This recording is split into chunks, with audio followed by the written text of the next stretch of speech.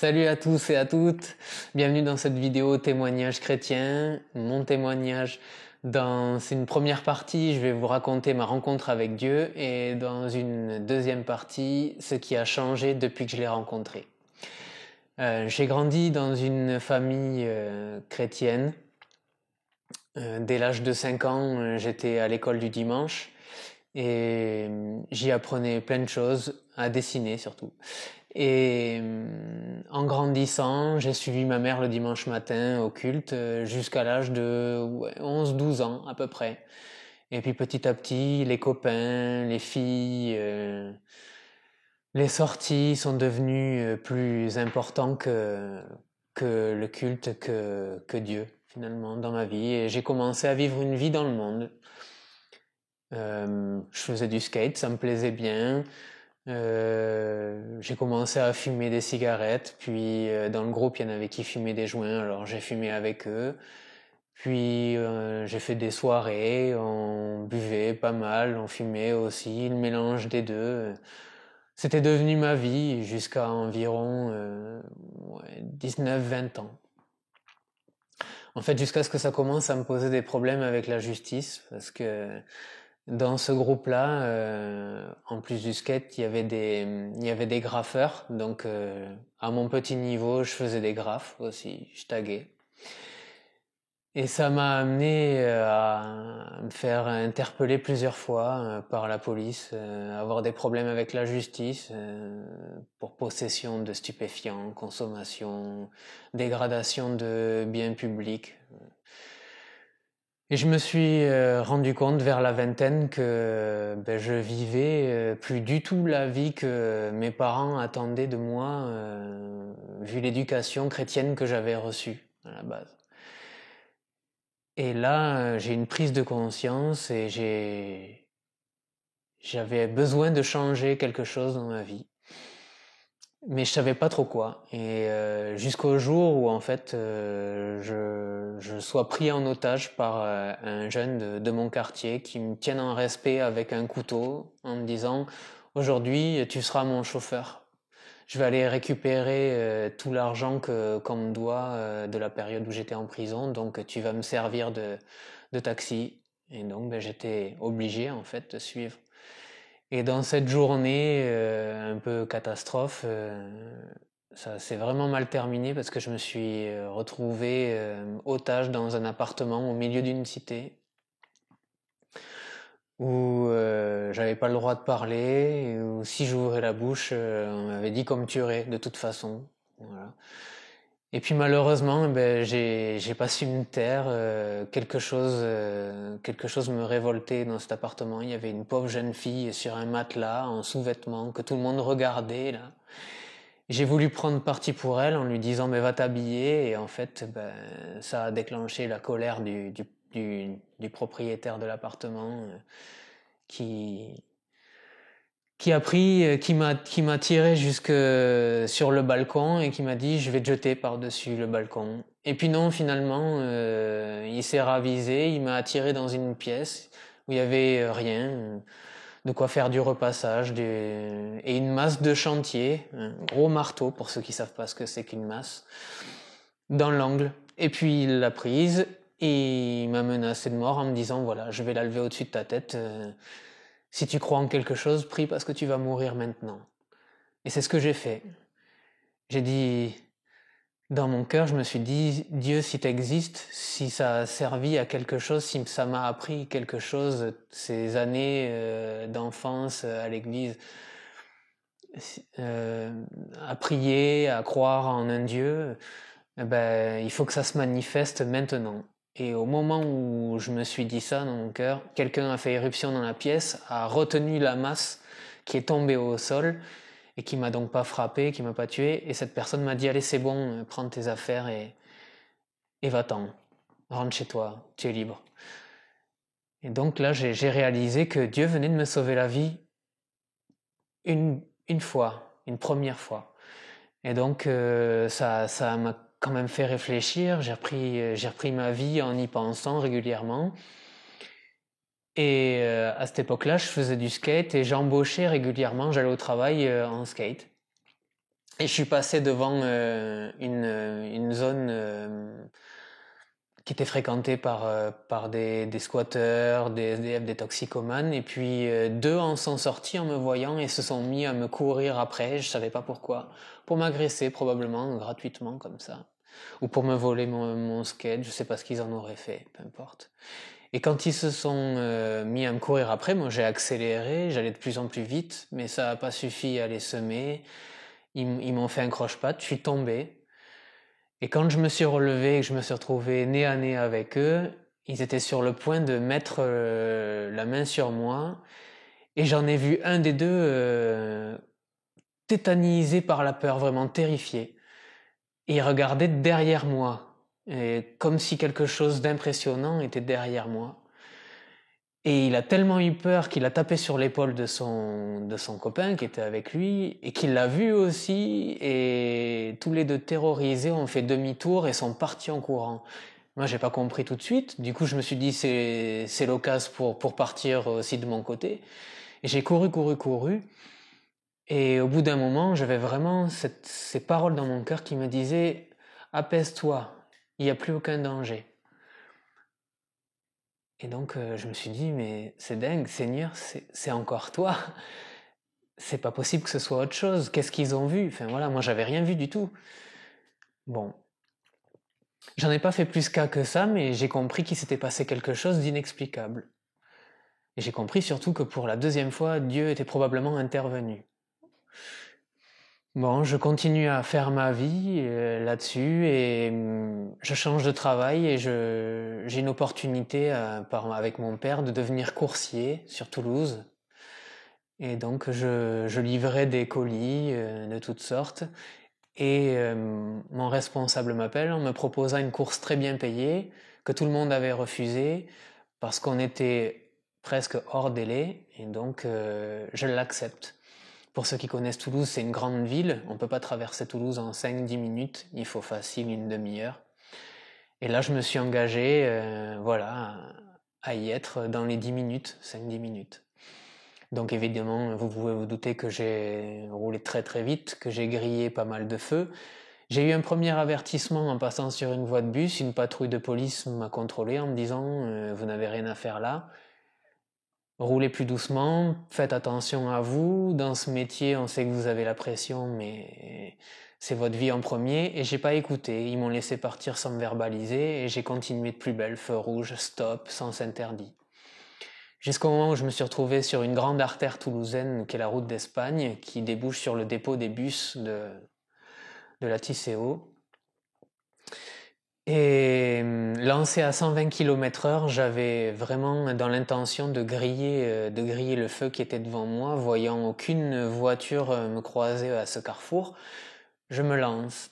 Une voiture était sur la file de droite et quand elle a vu qu'elle allait tout droit, qu'elle s'était trompée, elle a fait marche arrière juste quand j'arrivais. Et moi, évidemment, lancé à 120 km/h, je pouvais pas l'éviter. Je l'ai percuté de plein fouet. J'ai même pas eu le temps de freiner. Mais ce qui est extraordinaire, et donc là pour la troisième fois du coup, c'est qu'au moment où j'allais percuter cette voiture, avant même de toucher le pare-choc arrière de la voiture, un trou noir, un voile noir s'est fait devant mes yeux, parce qu'en fait moi j'étais encore conscient. Je me sentais comme assis dans un canapé confortable, dans une salle d'attente, un peu un espace, un endroit hors du temps et de l'espace, où je me voyais, mais je comprenais pas. Du temps passé, j'étais là. Et quand ce voile s'est levé et que j'ai revu la lumière, en fait j'étais allongé sur la route, mon casque sur la tête, et je ressentais aucune douleur. Et donc je me suis relevé naturellement, j'ai retiré mon casque, je me suis palpé partout. Pas de blessure, pas de fracture, rien de visible, pas de douleur. J'ai retiré mon casque sans problème. Je me suis retourné. Le scooter 125 que je conduisais a tellement été accidenté que la roue avant et la roue arrière se touchaient, pour vous dire la violence du choc. Et les pompiers étaient déjà à l'œuvre pour prendre en charge le conducteur de la voiture. Et à ce moment-là, une deuxième équipe de pompiers s'approche de moi avec un témoin de l'accident me disant « Mais monsieur, vous n'êtes pas mort, ne bougez pas, vous n'auriez pas dû retirer votre casque, enfin toutes les précautions qu'on prend normalement pour un gros accident de la route. » Mais moi, je me sentais bien. Donc j'ai pris mon téléphone, j'ai appelé mon patron pour lui dire que la course, c'était fichu, hein, puisque j'avais plus de scooter pour la livrer. Et donc du coup, j'accepte de suivre les pompiers jusqu'aux urgences pour faire des examens de routine, vu que je venais d'avoir un gros choc. Et arrivé aux urgences, même le médecin des urgences n'arrivait pas à croire que c'était moi dont il était question, l'accidenté de la route en fait. Quand il m'a vu, il m'a dit « Mais vous êtes tout simplement un miraculé, si vous ne croyez pas en Dieu jusque-là, c'est le moment », c'était ses mots. Il m'a dit vous pouvez aller à Lourdes brûler un cierge. Ça m'avait fait rire à ce moment-là parce que bon, ça me parlait pas plus que ça. Mais j'ai réalisé plus tard que c'était probablement le Seigneur qui utilisait cette image pour me montrer qu'il était intervenu, quoi. Et donc on a fait les radios, les échographies, tous les examens de routine. Et là, un pompier est venu me voir en me disant il faut quand même qu'on vous raconte de la part des témoins, ce que les témoins ont vu de votre accident. En fait, vous avez percuté le coffre de la voiture, vous avez rebondi comme une poupée de chiffon sur un bus, puis sur un mur, et puis vous êtes tombé sèchement sur le sol. Tout le monde était sûr que vous étiez mort sur le coup, en fait. Et moi, j'ai même pas eu une égratignure. Et quand je suis sorti là de l'hôpital, je me rappelle, c'était il y a 12 ans, j'avais 24 ans. Là, j'ai pris conscience qu'effectivement, il y avait un Dieu et qu'il m'appelait et surtout qu'il m'avait protégé et qu'il avait prévu autre chose pour moi que de mourir ce jour-là. Mais qu'il fallait que je me mette à le chercher maintenant. Et je me suis mis à le chercher. J'ai commencé à prier. Par la prière, j'ai vécu une première délivrance. J'ai arrêté de fumer la cigarette et le shit et l'herbe en même temps. J'ai plus ressenti le besoin de fumer. J'avais plus envie de boire, de m'alcooliser comme ça sans raison. J'avais le sentiment que mon corps valait mieux que ça et que autre chose de bien m'attendait dans cette quête, dans cette recherche de Dieu. Je me suis mis quelques années plus tard, toujours dans cette recherche, en couple avec une jeune femme qui n'était pas chrétienne. Et j'avais vraiment dans l'idée de l'encourager à rencontrer Christ. Parce que moi, je commençais à ressentir cette relation qui se construisait avec lui. Et donc, je l'amenais avec moi dans l'église où j'avais décidé de revenir, l'église où j'allais quand j'étais enfant, à l'école du dimanche, j'avais repris contact. Elle m'y suivait quelques dimanches matins, mais sans plus. Je voyais qu'elle n'accrochait pas avec le message de l'évangile. Voilà. Et donc j'ai poursuivi cette relation, mais comme j'étais pas baptisé, j'avais vraiment le sentiment que mon prochain appel, ce serait de prendre le baptême d'eau par immersion. Et mon pasteur me disait, tant que tu seras en concubinage avec cette jeune fille, que vous n'aurez pas décidé de vous marier, ou que tu n'auras pas décidé vraiment de mettre ta vie en ordre avec Dieu, tu ne pourras pas te baptiser. Ça devenait tellement important pour moi vraiment de me donner à Dieu que j'ai décidé de la quitter. Mais je ne savais pas pour aller où, pour faire quoi, pour que construire après. Et une nuit, j'ai eu un songe où j'étais assis dans une église que je ne connaissais pas.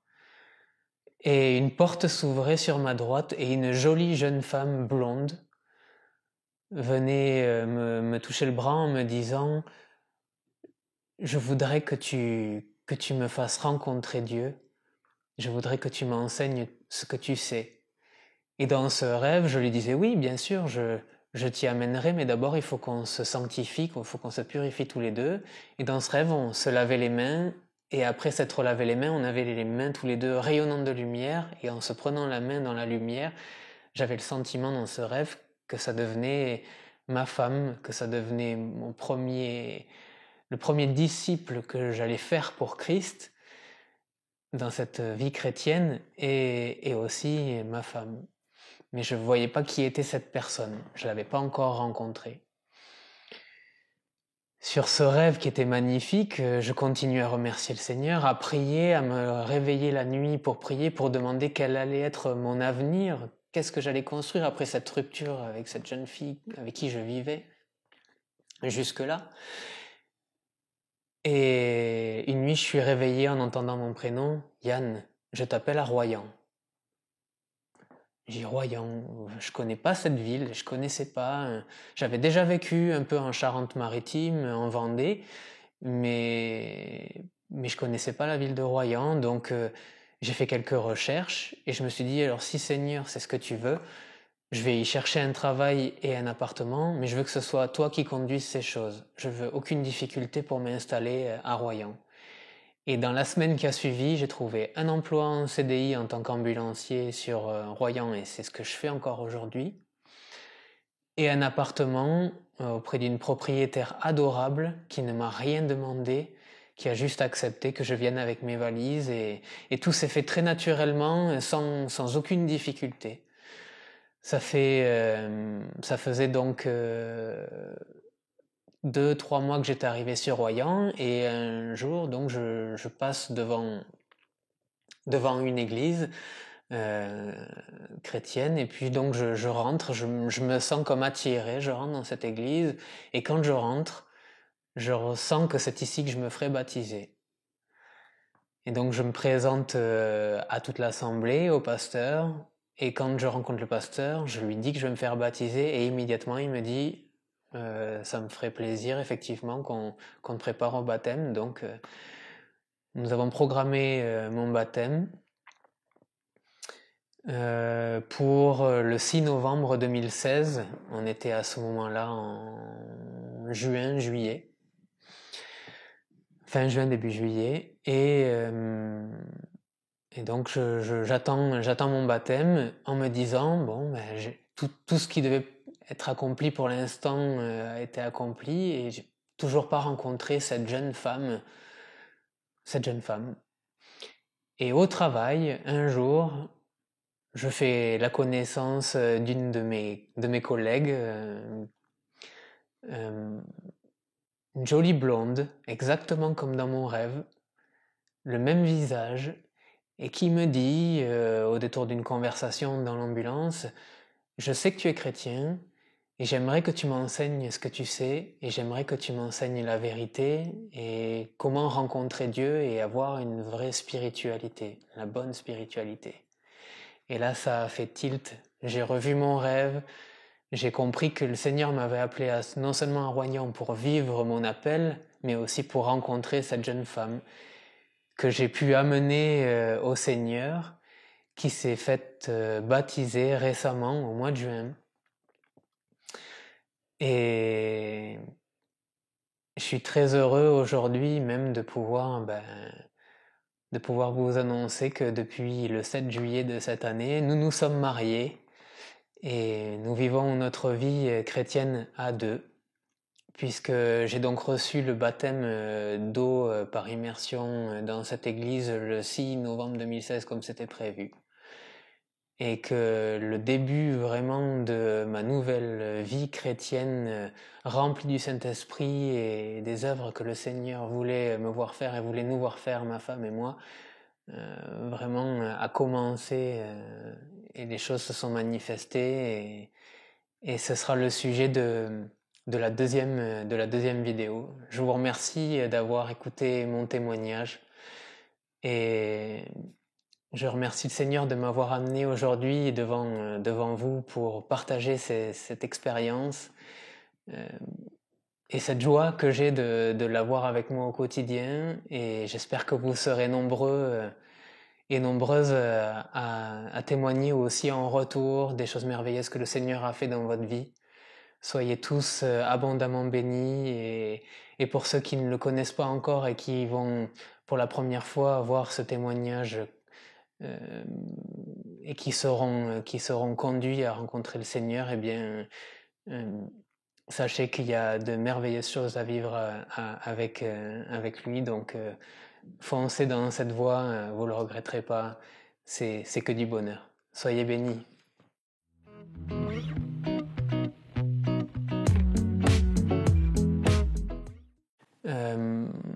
Donc je me suis fait baptiser le 6 novembre 2016 dans une église chrétienne à Royan.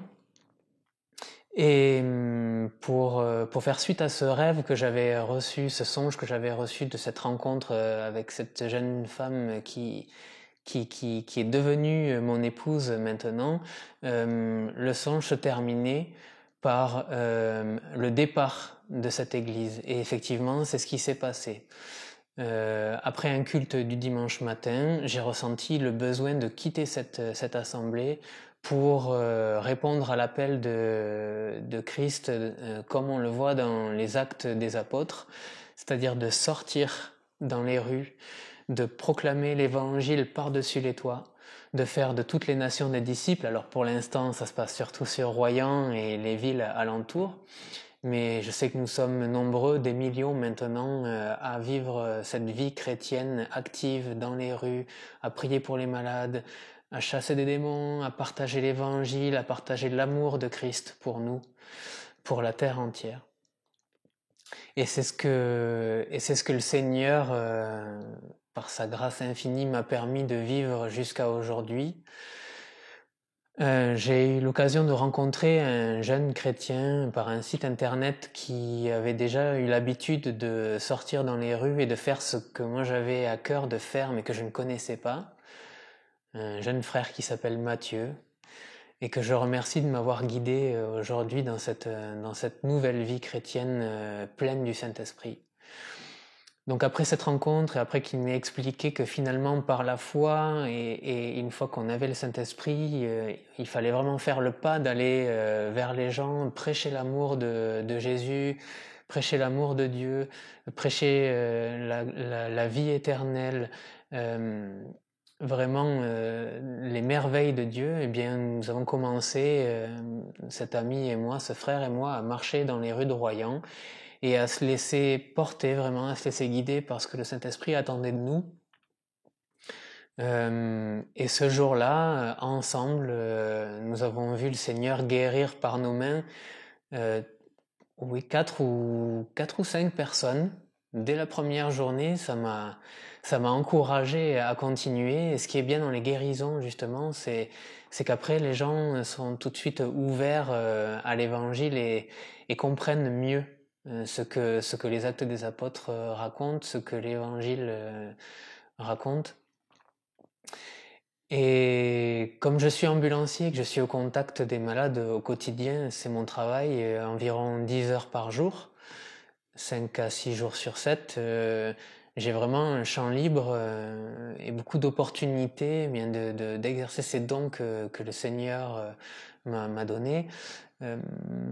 Et donc j'avais, malgré cette barrière de l'environnement professionnel au départ qui me faisait hésiter, j'avais vraiment à cœur d'aller quand même au devant des gens et de prêcher Christ, même en tenue de travail, même dans les hôpitaux où j'étais connu. Et un jour, ça m'a amené à l'hôpital de Royan où un jeune fumait sa cigarette. Et il était habillé en civil, il avait rien d'un malade. Mais en passant devant lui, j'avais vraiment le Seigneur qui me disait « Regarde-le plus attentivement, il n'est pas là pour visiter sa famille, c'est un malade. » Donc je le vois, et quand je le vois, j'étais vraiment ému de voir qu'à son âge, il devait avoir la vingtaine à peine, il était hospitalisé, donc j'ai été me présenter à lui, je lui ai demandé « Comment t'appelles-tu » Et donc quand il m'a répondu « Je m'appelle Maxime », je lui ai dit « Tu souffres ?» Vraiment, le Seigneur me mettait à cœur une souffrance. Par là, je voyais dans le ventre, il me dit « Oui, j'ai un cancer abdominal, enfin dans la paroi abdominale, et j'ai mal tout le temps. » D'horribles douleurs que même la morphine n'arrive pas à faire passer. Et là, le Seigneur m'a dit tout simplement, pose ta main sur son ventre et prie pour sa guérison.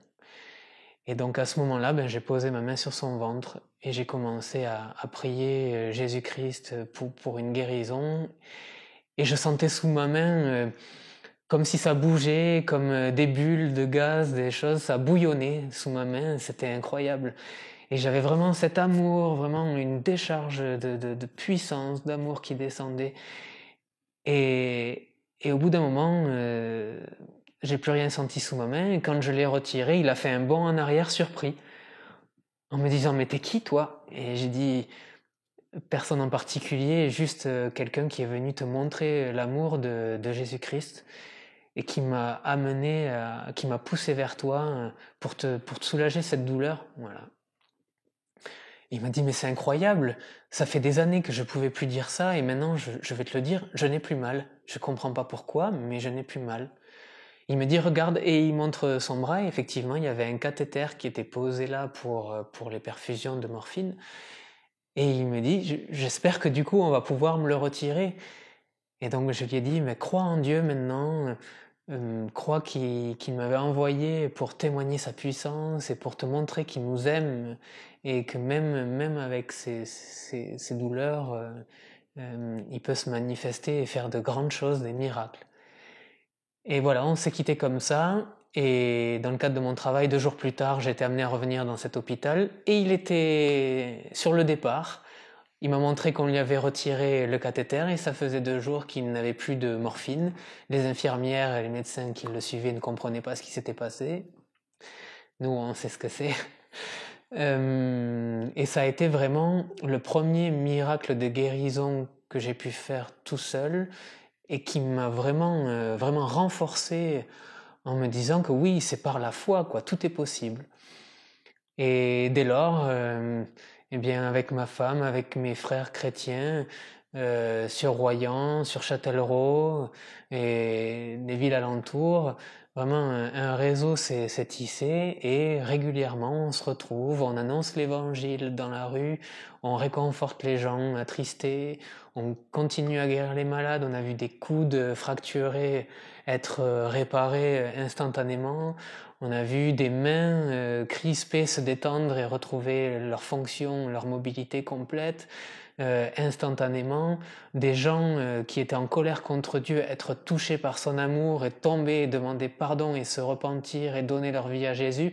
On a vu énormément la puissance du Saint-Esprit se manifester dans nos familles. La famille de ma femme est en train, enfin, beaucoup maintenant sont convertis, se convertissent. D'autres sont touchés par le message et cherchent Dieu. Dans ma famille, ceux qui s'étaient éloignés reviennent vers le Seigneur.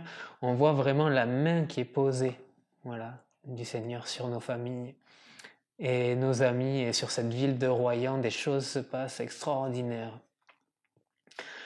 Donc voilà, ça fait vraiment du bien de vivre cette vie chrétienne et de partager ce témoignage avec vous. Je vous encourage, si vous connaissez des chrétiens, si vous recevez cet appel, si vous avez vraiment cette compassion, cette envie d'aider les gens dans la rue, des SDF, des retraités, des personnes qui marchent avec des béquilles, et que vraiment vous ressentez dans votre cœur cet appel, allez-y, foncez, faites ce pas de foi, montrez l'amour de Jésus et vous verrez les résultats. Si vous le faites avec le cœur, si vous le faites avec la sincérité, vous verrez de grandes choses et vous verrez que nous, on n'est rien, c'est Christ qui agit à travers nous. C'est extraordinaire de le vivre.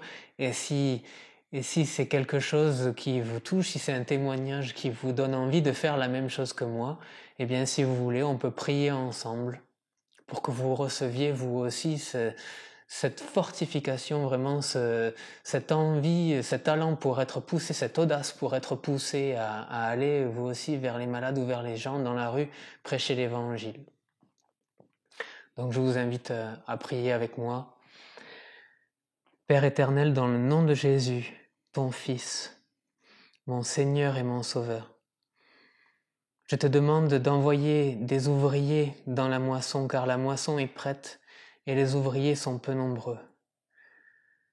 Père, dans le nom de Jésus, je te demande de multiplier les bonnes volontés, les disciples, les croyants, de constituer ce peuple que tu voulais, Seigneur, ce peuple rempli de ton amour, qui deviendra tes témoins, ce peuple qui témoignera de ta puissance, de ta royauté, vraiment de ta main mise sur ce monde.